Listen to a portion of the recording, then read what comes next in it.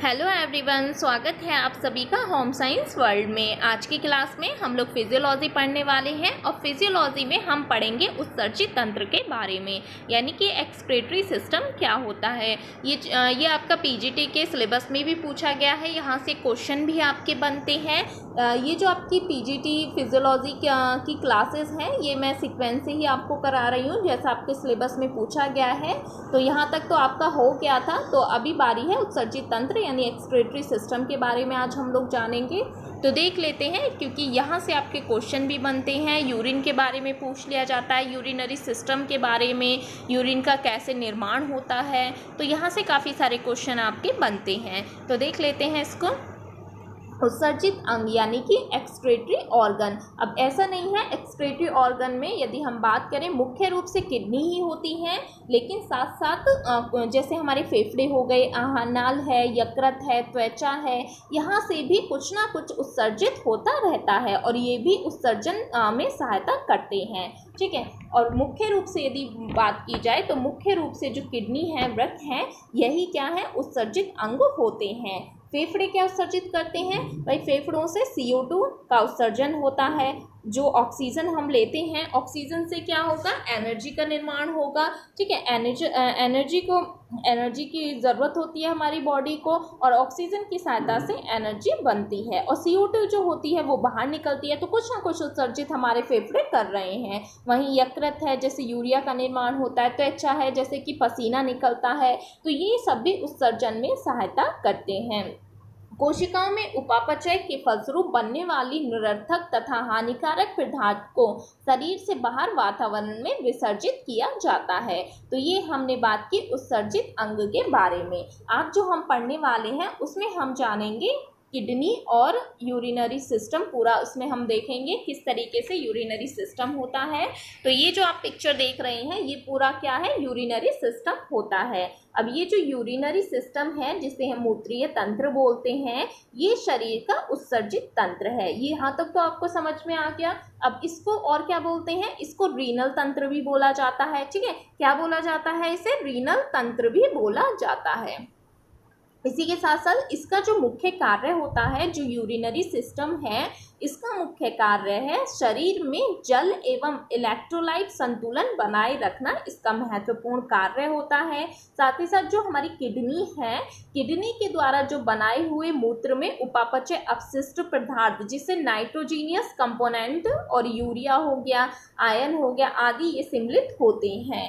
ठीक है। अब ये जो यूरिनरी सिस्टम है पूरा आप देख रहे हैं यहाँ पिक्चर में, अब ये कई सारे निम्नलिखित अंगों से मिलकर बना होता है। कौन कौन से निम्नलिखित अंग हैं इसमें? तो यहाँ पर आप देख रहे होंगे, ये दोनों क्या है, ये दोनों किडनी होती हैं, जो कि संख्या में 2 है। पिक्चर में भी आप देख रहे होंगे, लेफ्ट एंड राइट। ठीक है। 2 किडनी होती है और इनका कार्य क्या होता है, यूरिन का निर्माण करना इनका कार्य होता है। यहाँ पर आप कुछ आर्टरीज देख रहे होंगे, एक वेन है और एक आर्टरी है। ठीक है। तो यहाँ पर आप देख रहे हैं, ये है आपकी रीनल आर्टरी और ये हो गई वेन्स।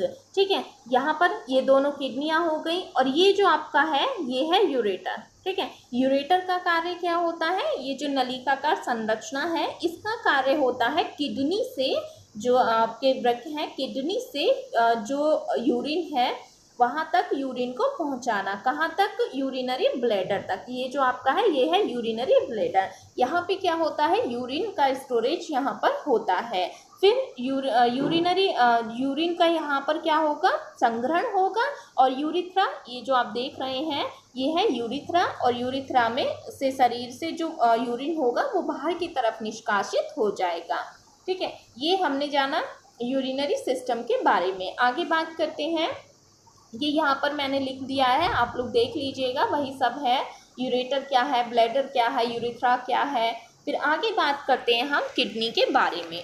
अब ये जो किडनी है, संख्या में 2 होती हैं। ठीक है। ये तो सभी को पता है। अब यहाँ से जो क्वेश्चन बनता है, पूछ लिया जाता है कि ये जो किडनी होती हैं, इनकी शेप क्या होती है, आकृति कैसी होती है? तो इनकी आकृति बीन शेप्ड की होती है, सैम के बीज के आकार की ये होती है। और ये इनकी लंबाई की यदि बात की जाए 11 सेंटीमीटर लंबी, 6 सेंटीमीटर चौड़ी और 3 सेंटीमीटर इनकी मोटाई होती है। भार प्रत्येक का कितना होता है? 150 ग्राम होता है। बच्चों में यदि बात की जाए तो भार इनका होता है 70 से 80 ग्राम होता है। तो ये हमने बात की, ठीक है। अब यहाँ पर हम बात करने वाले हैं किडनी के बारे में। सारा कुछ यहाँ पर हम जानते हैं किस तरीके से यूरिन का निर्माण होता है। अब देखिए ये है आपकी किडनी, ठीक है। किडनी की जो आउटर लेयर है, ये वाली जो हम बाहर वाली लेयर देख रहे हैं ना, ये वाली लेयर होती है कॉर्टेक्स, ठीक है। एग्जाम में पूछा जा सकता है, ज़्यादा मैं डीपली नहीं पढ़ाऊंगी, लेकिन जो आपके एग्जाम में पूछा जाएगा उसी के अनुसार हम लोग पढ़ेंगे। आउटर लेयर जो होती है ये कौन सी होती है? कॉर्टेक्स होती है। और अंदर वाली ये वाली जो लेयर आप देख रहे हैं ये होती है मेडुला, ठीक है। ये वाली लेयर होती है मेडुला। अब यहाँ पर आपको कुछ आर्टरीज और वेन्स दिख रहे होंगे, यानी धमनी और शिराएं दिख रही होंगी। ये जो रेड वाली हैं, ठीक है, यहाँ पर क्या होता है? अनफिल्टर्ड ब्लड जाता है। ये आप रेड वाली यहाँ पर सारे में फैली हुई हैं, रेड रेड, ठीक है, ये आपको नज़र आ रही होंगी। ये सभी क्या है? ये सभी धमनियाँ होती हैं और यहाँ से ब्लड जो है वो आपका फिल्टर होकर और यहाँ जो शिरा है ब्लू कलर की शिरा से बाहर होकर निकल जाता है, ठीक है। तो ये प्रोसेस इसमें होता है। साथ ही साथ यहाँ पर आप देख रहे होंगे, यहाँ पर यूरिन जो है, अब यहाँ पर यूरिन का फॉर्मेशन हुआ, ठीक है। यूरिन का फॉर्मेशन होगा तो यूरिन बाहर आएगा यहाँ से और यहाँ पे आकर इकट्ठा होता है। यहाँ पर होता है आपका यूरिन पेल्विस रीनल, ठीक है, इसे पेल्विस रीनल बोलते हैं, जहाँ पर यूरिन इकट्ठा होता है और बाहर ये आपका यूरेटर हो गया। जब हमने बात की थी आपकी जैसे दोनों किडनियाँ थी और यहाँ पर आपकी जो नलिकाकार संरचना थी, ये वाली जो थी, ये है आपका यूरेटर। यहाँ पर आप देख रहे होंगे, तो ये आपका यूरेटर हो गया, ठीक है। और इसी में छोटे छोटे आकार के नेफ्रॉन होते हैं, ठीक है। नेफ्रॉन के बारे में हम थोड़ा जान लेते हैं। इससे पहले हम लोग फंक्शन देख लेते हैं पहले, जहाँ से आपके क्वेश्चन भी बनते हैं। किडनी के फंक्शन क्या हैं? तो देखिए किडनी का मुख्य कार्य क्या है? यूरिन का निर्माण करना और उसका सिक्रेशन करना, ठीक है, उसका स्त्रावण करना, इसका मुख्य कार्य होता है। दूसरा कार्य क्या है इसका?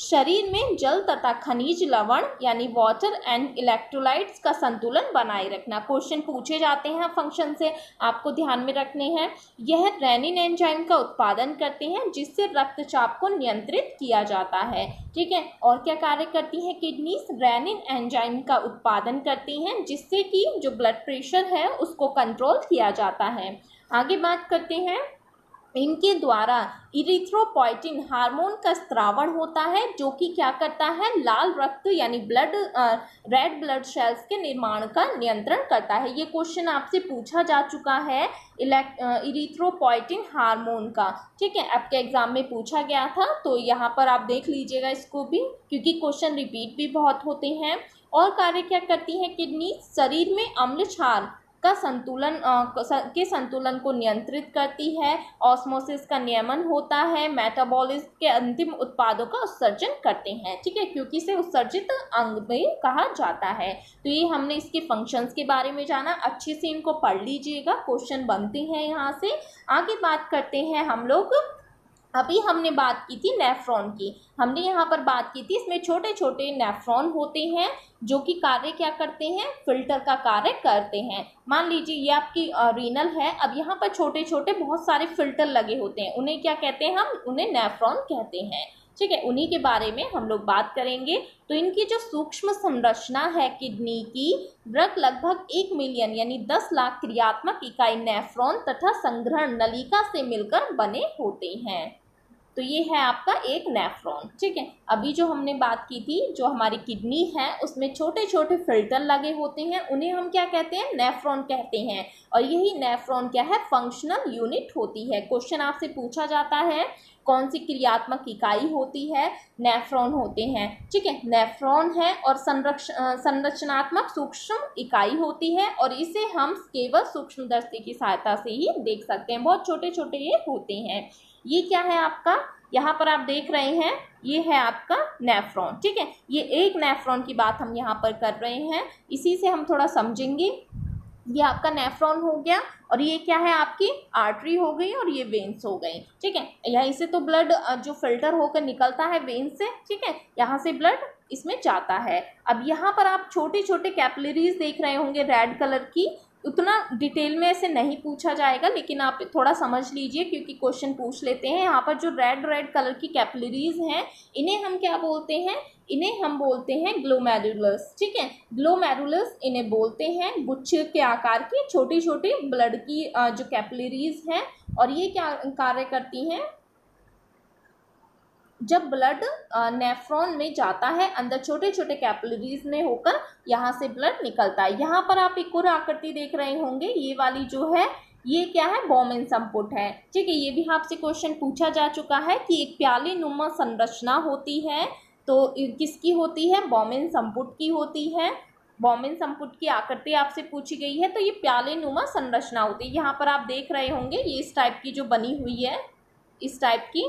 ठीक है, तो ये क्या है, प्याले नुमा संरचना होती है बॉमेन संपुट की। ठीक है, आगे बात करते हैं।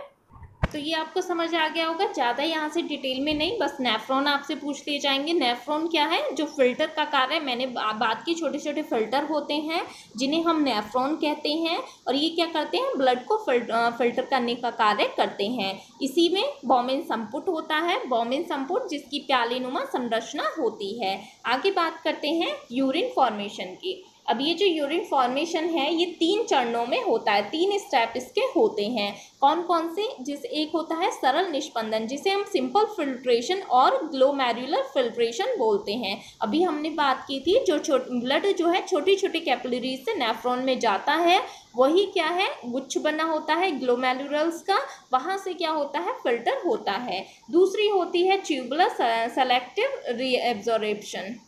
यहाँ पर क्या होता है, जो ग्लोमेरुलस से छनकर आया हुआ जो भी लिक्विड है, ब्लड है, वो क्या होता है, नलिकाओं से होकर गुजरता है, नेफ्रॉन या नलिकाओं से, और नेफ्रॉन नलिकाओं की कोशिका द्वारा शरीर उपयोगी पदार्थ जैसे कि आपका जल हो गया, ठीक है, ग्लूकोज हो गया, अमीनो एसिड हो गए आदि का क्या करेगा, रीएब्जॉर्प्शन करता है। ठीक है, तो ये हमने जाना। आगे बात करते हैं सिक्रेशन की।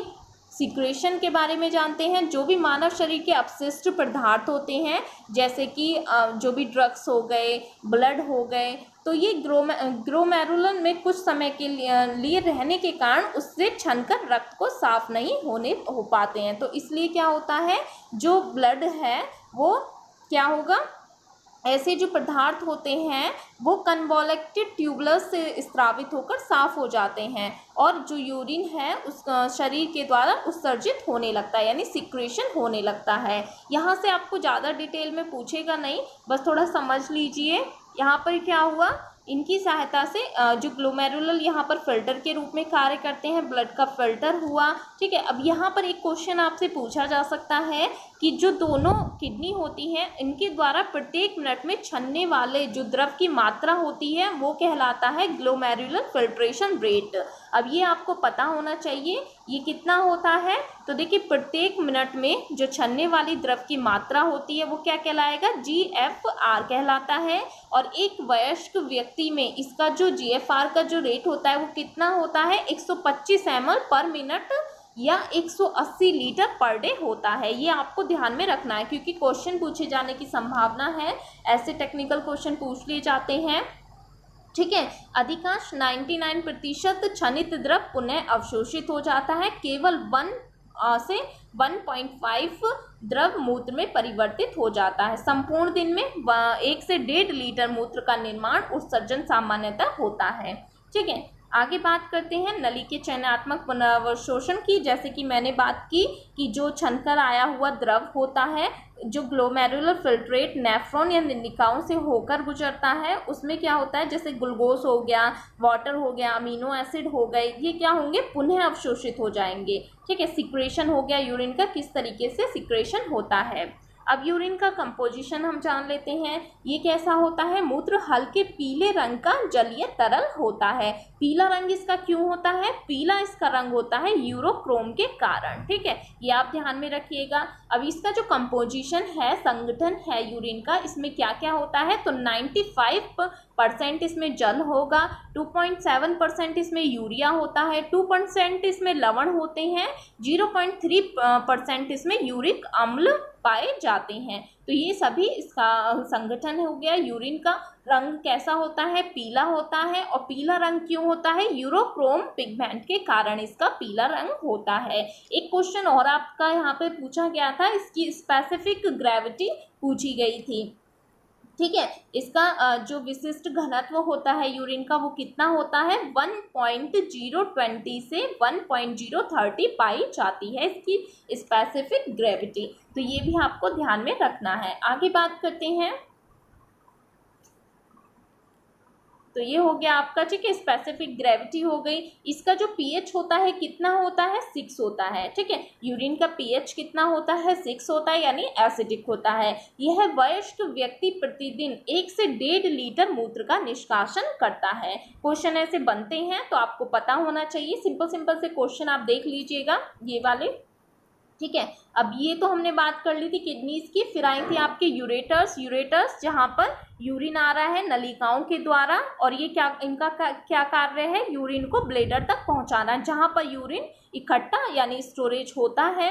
और फिर यूरिथ्रा आ गया। यूरिथ्रा क्या है, जहाँ से यूरिन बाहर की तरफ निष्कासित हो जाता है, शरीर से बाहर की तरफ निष्कासित होगा। तो ये हमने जाना। आगे बात करते हैं मूत्र त्याग। ठीक है, तो मूत्र विसर्जित करने की जो प्रक्रिया होती है उसे क्या कहते हैं, यूरिनेशन और मिक्सचरिएशन। ठीक है, इसे बोला जाता है। सामान्यतः 200 से 300 ml जब मूत्र संचित हो जाता है तो मूत्राशय की भित्तियां जो है फैलने से स्वायत्त तंत्रिका संवेग उद्दीपित हो जाते हैं और मस्तिष्क जो है वहां तक जाते हैं, और जिससे मूत्र त्याग करने की इच्छा होती है। क्वेश्चन पूछा गया है यहाँ पर कि कितना यूरिन आपका स्टोर हो जाता है जब आपको लगता है कि हमें अब वॉशरूम जाना चाहिए या टॉयलेट करना चाहिए। तो 200 से 300 ml जब यूरिन संचित हो जाता है तब ऐसा लगता है। क्वेश्चन पूछा जा चुका है, तो ये हमने जाना इसके बारे में। अब कुछ क्वेश्चन देख लेते हैं कि क्वेश्चन आपके कैसे यहाँ पर पूछे गए हैं। तो पहला क्वेश्चन है यहाँ पर, इरिथ्रोपोइटिन का मुख्य भाग डैश द्वारा स्रावित होता है। अब तो आई होप आप समझ गए होंगे। तो ये कहाँ पर होता है, किसके द्वारा स्रावित होता है, ये क्या है, हार्मोन है। ठीक है, ऑप्शन है वृक्क यानी कि किडनीज, फेफड़े, आमाशय, हृदय। तो ऑप्शन ए ही इसका सही होगा। जो हमारी किडनी है वहाँ पर इरिथ्रोपोइटिन का हार्मोन्स का सिक्रेशन होता है। नेक्स्ट है, सामान्य मूत्र का विशिष्ट घनत्व कितना होता है या हो सकता है। क्वेश्चन ये भी पूछा गया है आपसे। तो कितना होता है, यहाँ पर ऑप्शन दिए हुए हैं। तो ऑप्शन 20 का सही होगा, 1.020 से 1.030 होता है। क्योंकि जो आपका प्रीवियस ईयर यूथ कंपटीशन वाला जो है आपकी बुक, वहाँ पर इसमें पॉइंट नहीं लगा हुआ था, तो मुझे लगा शायद आप लोग वैसे ही ना उसको पढ़ लें। तो ये इसका विशिष्ट घनत्व होता है, एग्जैक्ट ये आपका होगा, ऑप्शन 20 में सही होगा। नेक्स्ट है, मूत्र निष्कासन की आवश्यकता का अनुभव होने से पूर्व मूत्राशय से लगभग कितना मिलीलीटर मूत्र एकत्र हो जाता है। तो कितना होता है, 200 से 250 ml, 400 से 500 ml, 500 से 1000 ml, या इनमें से कोई नहीं। तो अभी हमने बात की थी कितना इसमें संचित हो जाता है, तो 200 से 300 ml या 250 ml तक होता है। ऑप्शन ए इसका सही होगा। बॉमेन संपुट का आकार होता है। तो बॉमेन संपुट का आकार कैसा होता है, ऑप्शन है सैम के बीज के समान, त्रिकोणीय, गहरे प्याले के समान, या अभ्यावतल। तो कैसा होता है, गहरे प्याले के समान होता है। ये भी क्वेश्चन आपका पूछा गया है। निम्नलिखित में से कौन उत्सर्जन तंत्र का अंग नहीं है। तो कौन सा नहीं होगा, ऑप्शन है फेफड़े, मस्तिष्क, त्वचा या वृक्क। तो देखिए मस्तिष्क जो है ये उत्सर्जन तंत्र का अंग नहीं है, जबकि फेफड़े भी कुछ ना कुछ उत्सर्जित करते हैं, हमने बात की थी। ठीक है, त्वचा और आपके रीनल यानी किडनीज ये भी कुछ ना कुछ उत्सर्जित करते हैं, जबकि मस्तिष्क इसमें राइट आंसर होगा। तो ये हमने कुछ MCQ देखे। आई होप ये टॉपिक आपको समझ आ गया होगा। ज़्यादा डीपली इसमें पढ़ने की ज़रूरत नहीं है, बस आपको पता होना चाहिए कि जो उत्सर्जन तंत्र है उसमें कौन कौन से आते हैं आपके। साथ ही साथ आपको थोड़ा इसका देख लेना है कि जो उत्सर्जन तंत्र है इसमें कौन कौन से अंग हैं, जैसे आपके किडनीज हो गए, यूरेटर हो गया, यूरिथ्रा हो गया, ब्लैडर, इनमें क्या क्या इनके कार्य होते हैं ये आपको पता होना चाहिए। ठीक है, और इसमें जो अनफिल्टर्ड ब्लड होता है वो किस में आता है, धमनियों में आता है, और फिल्टर होकर ब्लड वेन्स की सहायता से शरीर में चला जाता है। तो ये हमने देखा। ठीक है। निम्नलिखित अंगों से मिलकर बना होता है, किडनी हो गई, यूरेटर, ब्लैडर, यूरिथ्रा। फिर उसके बाद हमने जाना किडनीज के बारे में, इनकी शेप क्या होते हैं, बीन शेप्ड की होती हैं। ठीक है, यहाँ पर हमने जान लिया। ठीक है, नेफ्रॉन के बारे में हमने बात की, इसके फंक्शंस देखे। नेफ्रॉन क्या है, कार्यात्मक फंक्शनल यूनिट है, संरचनात्मक सूक्ष्म इकाई होती है, इसी में बॉमेन संपुट होते हैं, उनके बारे में हमने जाना। और ये जो नेफ्रॉन है, बहुत सारे नेफ्रॉन होते हैं। एक किडनी में निर्माण इनका देखा, यूरिन का किस तरीके से होता है, ये ज़्यादा इसमें डीपली पढ़ने की ज़रूरत नहीं है। बस आपको एक तो जीएफआर रेट आप देख लीजिएगा कितना होता है, 125 ml पर मिनट, और या फिर 180 लीटर पर डे होता है, ये आपको पता होना चाहिए। यूरिन का निर्माण पर डे कितना होता है, 1 से 1.5 लीटर होता है, ये आपको पता होना चाहिए। साथ ही साथ जो इसका यूरिन का कंपोजिशन है ये आप देख लीजिएगा। स्पेसिफिक ग्रेविटी कितनी होती है, रंग पीला क्यों होता है इसका, और पीएच कितना होता है, यही सब क्वेश्चन आपके बनते हैं। बाकी तो बहुत सिंपल से क्वेश्चन पूछ लिए जाते हैं, ज़्यादा यहाँ से डीपली क्वेश्चन नहीं होते हैं। ठीक है, और प्रीवियस ईयर के क्वेश्चन मैंने यहाँ पर जो मुझे लगे महत्वपूर्ण वो मैंने करा दिए, बाकी पहले भी मैं करा चुकी हूँ। अब इसके बाद आपका है इसमें स्किन के बारे में हम लोग जानेंगे, नेक्स्ट क्लास जब भी होगी स्किन त्वचा के बारे में। ठीक है, उसकी कौन कौन सी लेयर्स होती हैं वो सारा कुछ हम यहाँ पर जान लेंगे। ठीक है, थैंक यू। अगर किसी को कोई भी डाउट कहीं पर भी लगता है तो आप कमेंट सेक्शन में लिख दीजिएगा। प्लीज़ चैनल को भी आप लोग सब्सक्राइब कर दिया करें, अच्छा लगे तो लाइक कर दिया करें, कुछ ना कुछ कमेंट करें। अगर सही नहीं लग रहा है या अच्छा लग रहा है, जैसा भी है तो आप बताया करें प्लीज़। Thank you.